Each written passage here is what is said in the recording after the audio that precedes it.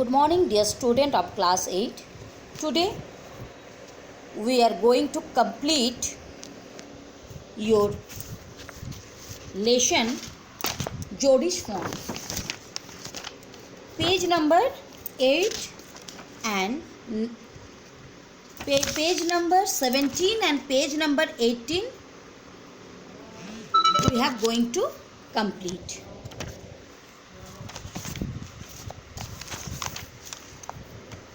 He stroked, page number 17, he stroked his sides as gently as though the fawn were a china deer and he might break it. Its skin was very sharp, it was sleek and clean and had a sweet scent of grass.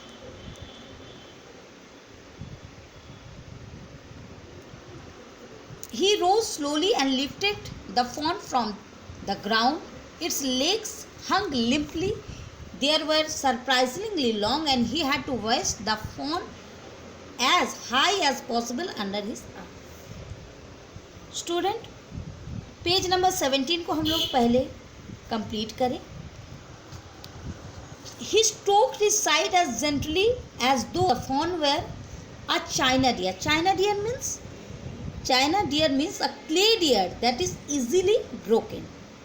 Clay dear मतलब जैसे कि मिट्टी का कोई dear को बहुत जल्दी में वो टूट जाने वाला है, इस टाइप से वो जोड़ी जो है उसके साथ बिहेव कर रहा है कि इतनी सॉफ्ट है कि थोड़ा सा हाथ लगेगा तो शायद वो टूट जाएगा. It was sleek and clean and had a sweet scent of grass. और क्या है स्लीक मतलब क्या होता है? Smooth and shiny. ओके, तो इतनी धीरे से इतने अच्छे से उसको पकड़ रहा है ज्योति जैसे कि वो एकदम क्ले डियर है. थोड़ा 19-20 होने से वो गिर जाएगा, वो टूट जाएगा. और it was sleek and clean, एकदम सॉफ्टी टाइप के है, एकदम सॉफ्ट, स्मूथ, शाइनी. और उसके शरीर से क्या निकल रहा है? Sweet scent of grass. Grass का सेंट निकल रहा है, खुशबू निकल रहा है. ग्रास मीन्स घास की. He rose slowly and lifted the from the grass. उसके बाद क्या करता है जोडी? उसको धीरे धीरे अपने गोद में लेता है ग्राउंड से उठा के. His legs hung limply they were surprisingly long and he had to hoist. Hoist means क्या होता है? पुल अप हायर, ऊपर उठाना. As high as possible under his arm. जैसे कि उसको जितना हो सके वो अपने आर्म में जितना ऊपर उठा सके वो उठाता है. फिर क्या होता है? He was afraid that it might kick and bleed at sight and smell of its mother. He skirted the clearing and pushed his way into the thicket. It was difficult to fight through with his burden. The fawn's legs caught in the bushes and he could not lift his own with freedom. उसकी जो fawns की जो leg है वो bushes में, झाड़ी में फंस गया था, उसको अच्छे से स्वतंत्रतापूर्वक उठा नहीं पा रहा था. He tried to shield his face from prickling vines. फिर उसको क्या करता है? उसको वाइन्स को हटा देता है जोटी, फिर उसको ऊपर कर लेता है. Its head bobbed with his stride, his heart thumped with the marvel of his acceptance of him. He reached the trail and walk as first he could until he came to the intersection with the road home. He stopped to rest and set the fawn down on his dangling legs. It wavered on them. It looked at him and bleated. He said, enchanted, I will carry you after I get my breath. He remembered his father saying that a fawn would follow if it had first been carried.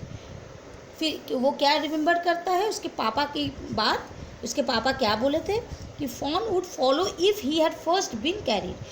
पहले जिस रास्ते से उसको ले आगो वो उसको याद रखता है fawn. He started always slowly. The fawn steered after him.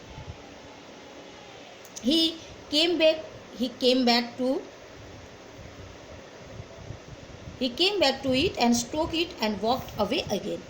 It took a few moving steps towards him and cried piteously. पहले उसके तरफ आने में, जोड़ी के तरफ आने में थोड़ा वो रो रहा था, piteously, करुणा पूर्वक, with kindness. It was willingly to follow him. It belonged to him. It was his own. He was light-headed with his joy. He wanted to fondle it, to run and romp with it. Romp means क्या होता है? Play. To call it to him, he dared not alarm it. Alarm means frighten. He picked it up and carried it in front of him over his two arms. It seemed to him that he walked without effort. फिर क्या होता है? His arms began to ache and was forced to stop again. उसका हाथ थोड़ा उसको लेके आ रहा था तो उसका हाथ थोड़ा ache means दर्द करने लगा तो he was forced to stop again.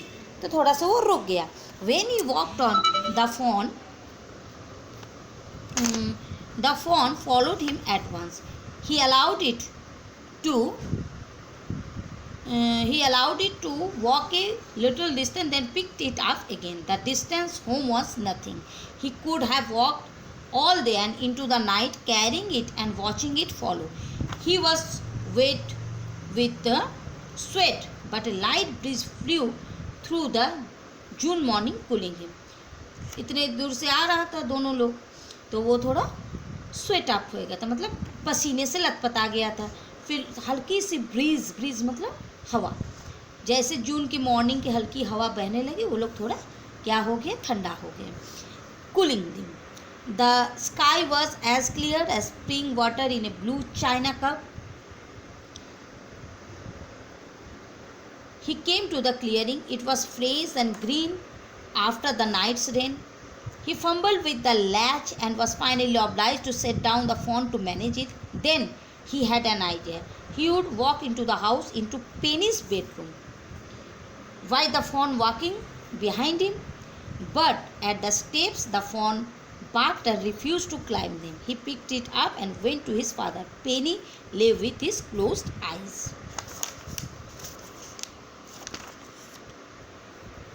जोडी called, "Pa, look." Penny turned his head. जैसे अपने पापा को जोडी ने बुलाया, Penny turned his head. पापा उनके क्या किया? अपना हेड को टर्न कर लिया, सर को घुमा लिया. Jody stood beside him. The fawn clutched hard against him. It seemed to Penny that the boy's eyes were as bright as the fawn. He said, "I am glad you found him." तो उनके पापा बोले, हम बहुत खुश हैं तुम इसको ढूंढ के ले आए हो. Jody then went to the kitchen. फिर जोडी अपने किचन में जाता है. The fawn wobbled after him. Fawn भी उसके पीछे पीछे जाता है. Pan of morning's milk stood in the kitchen. से सुबह की जो दूध, एक पैन दूध रखा हुआ था किचन में safely. Then cream had risen on it. He skimmed the cream into a jug. फिर वो उसको दूध से क्रीम हटा लिया, उसको एक जग में दूध को डाला. ही poured milk into a small gourd. He held it out in the fawn. It butted his son, smelling the milk. He saved it preciously for spilling over the floor. It could make nothing of milk in the ground. थोड़ा सा दूध गिर जाता है ground में. He dipped his fingers in the milk and thrust them into the fawn's soft wet mouth. थोड़ा सा वो लेके उसके मुंह में दे देता है. It sucked greedily. It sucked greedily. वो बहुत ही मतलब greedily मतलब क्या? लालच के साथ उसको पीता है. Fawn. When he widowed them, it bleated frantically and butted him. He dipped his fingers again and the fawn sucked.